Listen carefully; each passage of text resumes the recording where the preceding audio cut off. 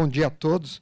Obrigado, Mark, obrigado a todos pelo convite. Eu me desculpo ter chegado atrasado nessa mesa, eu estava em outra reunião, saí correndo. E aqui é um lugar muito caro para a gente, muito interessante. Eu acho que a gente tem uma possibilidade enorme, né?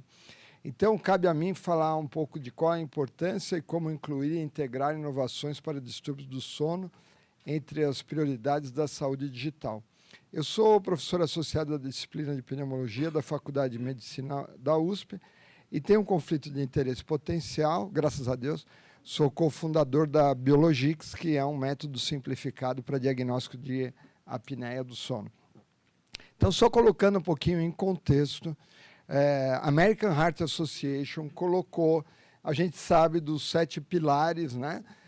Alimentação, exercício físico, controlar a glicemia, peso, colesterol, hipertensão, não fumar, e incluiu recentemente o 8º pilar, que é o sono. A gente sabe que o sono é fundamental para doenças crônicas e para a nossa vida em geral, tá certo? Então, nós vamos falar de uma patologia específica, porque ela é extremamente comum e subdiagnosticada, que é a apneia obstrutiva do sono. Esse é o nosso problema, nós fomos mal desenhados. Dentro da boca existe um músculo enorme, que é a língua, e quando a gente dorme, relaxa a musculatura e existe a obstrução da garganta, causando o ronco. Roncar não é crime, mas eventualmente as pessoas têm obstrução e apneia obstrutiva do sono. Os sintomas são extremamente inespecíficos. Eu costumo dizer que o sono é como a face oculta da lua. Você está dormindo, o teu médico está dormindo, às vezes a esposa lá está dando uma cutucada, mas nem sempre isso acontece. Ronco alto, paradas respiratórias observadas, sono fragmentado e não reparador, e durante o dia sonolência, queda da produtividade, memória, libido, qualidade de vida, sintomas depressivos. E o que a gente estuda muito no INCOR nos últimos 20 anos, e em vários locais do mundo, a relação da apneia do sono com doença cardiovascular. Não é uma boa ideia para o coração ficar parando de respirar durante a noite. E o grande gargalo sempre foi esse aqui, a polissonografia. Poli são vários, sono a gente sabe o que é, e grafia é o registro. Então, é um exame que veio da neurologia, existem múltiplas funções de fazer uma polissonografia, mas hoje nós estamos aqui falando de uma doença específica, que é a apneia obstrutiva do sono. Acompanhem comigo. Esse aqui é o fluxo aéreo. A pessoa diminuiu o fluxo aéreo, aí ela acorda, ela volta a respirar bem, aqui ela parou de respirar, e aqui ela volta a respirar. Cada vez que ela volta a respirar, ela tem um micro despertar. Eu costumo brincar que esse indivíduo ele sabe dormir e sabe respirar. Ele só não sabe fazer as duas coisas ao mesmo tempo. Quando ele dorme, relaxa a musculatura, a garganta fecha. E olha aqui, então, em vez da gente ter essa polissonografia, nós vamos ter a principal consequência, que é o oxigênio, a hipóxia intermitente. Existem 2 tipos de hipóxia. Se você colocar um oxímetro no dedo, que ficou muito famoso na pandemia, você pode ter uma hipóxia. Você pode ter um oxigênio baixo. Você pode ter uma doença pulmonar e assim por diante. Mas, se o teu oxigênio sobe e desce, e aí você precisa de um oxímetro de alta resolução, só existe uma doença no universo que faz o oxigênio cair e subir, e chama-se apneia do sono. Tá? Então, existe uma correlação enorme entre o IAH, que é o índice de apneia, que são as paradas, e as hipopneias, que são as reduções de fluxo, com o IDO, que é o índice de dessaturação. Agora, esse é o problema da nossa situação. Num estudo feito na cidade de São Paulo, com mais de 1.000 adultos escolhidos pelo Datafolha de 20 e 80 anos, que foram fazer a polissonografia completa, encontraram uma prevalência de 33%. 33% significa o seguinte: você está sentado aqui. Se a pessoa da direita não tem apneia nem da esquerda, é porque você tem apneia. Nós estamos falando de uma doença tremendamente comum. A maior parte dos pacientes seguem sem diagnóstico e sem suspeita diagnóstica. É só que tem um probleminha maior. Se você já tiver uma doença cardiovascular estabelecida, que são vários trabalhos que a gente fez no INCOR, e a gente não está mais falando de qualquer tipo de apneia, a gente está falando de apneia moderada a grave, a prevalência é escandalosa, é acima de 50%. Inclusive no INCOR, a gente não faz diagnóstico, porque a gente não tem capacidade. Nós temos um laboratório do sono, foi o primeiro na América Latina, dentro do Instituto do Coração, e mesmo assim a gente não consegue. Nós temos 4 leitos, é impossível. Então, nós temos um desafio tecnológico. Não vamos falar mal do Brasil, vamos ver os dados americanos. Esse estudo encomendado pela Academia Americana do Sono sugere que, em 2015, houve uma perda de 149,6 bilhões de dólares pelo subdiagnóstico de apneia. Quando você não faz diagnóstico, o sujeito é sonolento, ele tem mais acidente automobilístico, queda na produtividade.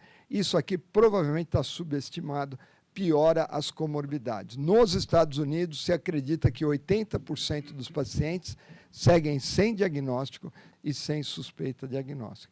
E existem já há muito tempo formas simplificadas, por exemplo, esse polígrafo aqui, e tem vários outros polígrafos que você não precisa mais colocar o eletroencefalograma, que custa uns 5, 7 mil reais, você precisa de um especialista para dar o laudo, você precisa trazer o equipamento de volta e assim por diante.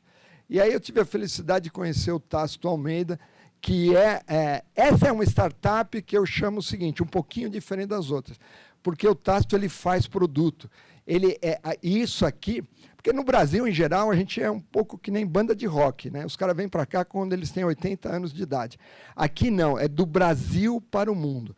A gente tem um equipamento que é único, tá certo? Que ele desenvolveu com uma equipe, é um oxímetro de alta resolução, existe um actígrafo que mede movimento, isso, você baixa um aplicativo, isso vai para a nuvem e você tem o resultado. Ah, mas eu tenho um aplicativo que mede sono e tal. Nenhum desses aplicativos praticamente foi validado. Esses de relógio, que mede que você dormiu, fase REM, eles não foram validados. Isso aqui é uma abordagem totalmente diferente.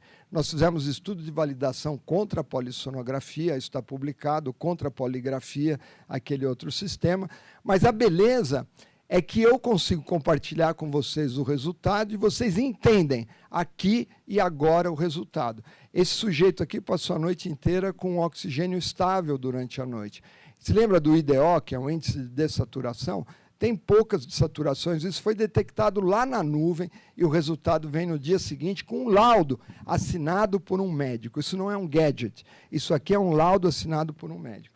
E aqui um sujeito que tem uma dessaturação profunda durante a noite, ele tem um índice de dessaturação de 56 eventos por hora. E a beleza do Biologix é que ele foi evoluindo com o tempo. Hoje, a gente estima o sono por causa daquele actígrafo que mede movimento, com trabalho publicado e aceito para publicação, tem as dessaturações detectadas, tem essa coisa que é absolutamente fantástica, que ele mede o ronco. Eu já fiz um monte de polissonografias, de manhã você pergunta, doutor, eu ronquei? É a única pergunta que você faz. Você está com vergonha. Aqui você ouve o ronco do paciente na sua plataforma, você não precisa ter o aplicativo do paciente, você não precisa ouvir no celular dele. Ele ouve, mas você ouve na sua plataforma. Você tem a frequência cardíaca e agora a gente lançou um outro canal que mede fibrilação atrial. Então, é um sistema que está em contínua evolução e a gente também mede uma outra coisa que chama carga hipóxica, porque o indivíduo pode ter uma dessaturação pequena ou uma dessaturação grande, e esse é o principal marcador de mortalidade cardiovascular. Então, a gente tem uma coisa que ninguém tem no mundo, que a gente mede a carga hipóxica, porque o engenheiro acha isso muito simples. É simplesmente medir a área sobre a curva dessas dessaturações. E o que é mais fantástico, se você está colocando isso em algum local, esse sistema tem uma plataforma que você vê os resultados imediatamente, e isso fica gravado para sempre dentro da plataforma, com todas as prerrogativas da LGPD, e a gente já está, por exemplo, no Einstein, estamos em vários locais que precisa de toda essa documentação. Então, a conclusão é que a apneia do sono é um problema de saúde pública. A maior parte dos pacientes no Brasil e no mundo seguem sem diagnóstico e sem suspeita diagnóstica. E quando você diagnostica, e o tratamento principal da apneia grave é o CPAP, que é aquela máscara que joga ar sob pressão e abre a garganta, você muda a história dele, ele gasta menos dinheiro com a saúde, é custo efetivo, isso está bem mostrado. E hoje em dia tem outras tecnologias, perda de peso, que é super importante. A gente sabe que a deposição de gordura na garganta contribui para a obstrução. A tecnologia está disponível e o desafio é implementar essa tecnologia disponível. Como que a Biologix funciona hoje?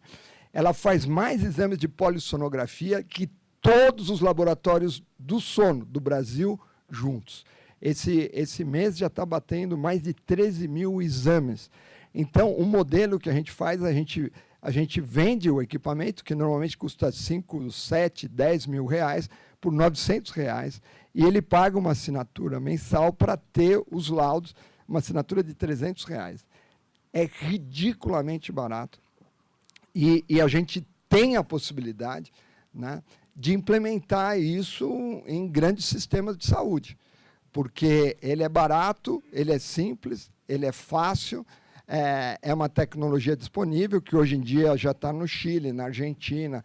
A Cláudia trabalha com distribuição, tem gente em todos os lugares do mundo, e a gente gostaria de discutir como isso pode ser implementado no sistema de saúde pública, porque a gente tem a solução, falta juntar as pontas só. Muito obrigado.